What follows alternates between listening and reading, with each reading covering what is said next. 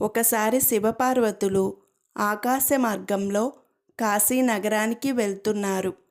వారికి గంగానదిలో అనేక మంది యాత్రికులు స్నానాలు చేస్తుండడం కనిపించింది. అది చూసి పార్వతి, నాదా, ఇంతమంది గంగలో స్నానాలు చేస్తున్నారు కదా, నిజంగానే వారి పాపాలు తొలగిపోతాయా? అదే నిజమైతే అందరూ పాపాలు చేసి వాటి ఫలితాన్ని అనుభవించకుండా గంగా స్నానం చేసి పోగొట్టుకుంటారు కదా అని సందేహం వెలుబుచ్చింది. శివుడు చిరునవ్వుతో, దేవి, ఇప్పుడు నేను ఒకటి చెబుతాను, నీవు ఆ విధంగా చెయ్యి, అప్పుడు నీ ప్రశ్నకు సమాధానం దొరుకుతుంది అంటూ ఆమె ఏమి చేయాలో చెప్పారు. ఆ ప్రకారం పార్వతి పండు ముత్తైదువ రూపం ధరించి గంగలో మునిగిపోతున్న ఒక వృద్ధుణ్ణి చూపిస్తూ, దయచేసి నా భర్తను కాపాడండి అంటూ కేకలు వేయసాగింది. ఆ మాటలు విని చాలామంది గంగలో దూకి ఆమె పతి ప్రాణాలను రక్షించేందుకు సిద్ధమయ్యారు. అది చూసిన వృద్ధురాలు, అయ్యా, నా భర్తకు ఒక శాపం ఉంది. పాపాత్ములెవరైనా ఆయనను ముట్టుకుంటే వెంటనే ఆయన ప్రాణాలు పోతాయి.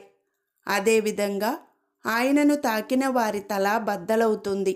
కనుక మీలో పాపరహితులైన వారు మాత్రమే ఆయనను రక్షించేందుకు పూనుకోండి అని హెచ్చరించింది.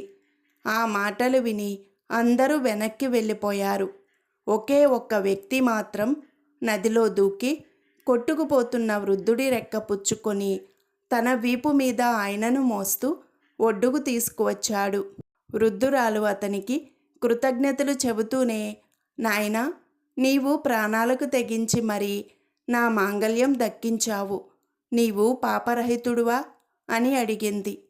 ఆ వ్యక్తి, అమ్మా, నేను ఇంతకు ముందే గంగా స్నానం చేసి పునీతుడినయ్యాను, అందుకే నీ పతి ప్రాణాలు రక్షించేందుకు ప్రయత్నించాను అని చెప్పాడు. పార్వతీ పరమేశ్వరులు ఆ వ్యక్తికి దర్శనమిచ్చి అంతులేని సంపదలను ప్రసాదించి తిరిగి వినువీధులలో విహరించసాగారు. చూశావా దేవి, విశ్వాసం ఉంటే గంగా తప్పకుండా వారి పాపాలను ప్రక్షాళన చేస్తుంది అన్నాడు పరమేశ్వరుడు. అర్థమైందన్నట్లుగా పార్వతి చిరునవ్వుతో తల పంకించింది. పని చేస్తుందా లేదా అని అనుమానంతో వేసుకుంటే ఔషధం కూడా పనిచేయదు. దృఢ విశ్వాసంతో చేసే పని తప్పక ఫలితాలనిస్తుందన్నది నీతి.